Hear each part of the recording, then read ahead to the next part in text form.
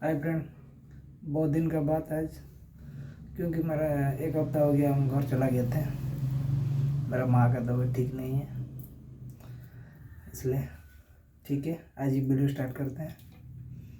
आज का आइटम है राइस, दाल, ये है आलू, बैगन और टमाटो का चोखा बनाया। उसको आग में जला के पका के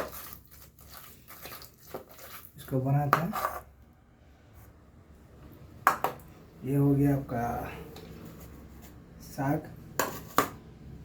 दो तरीके का साग है, एक साग है, ये है गोभी का साग।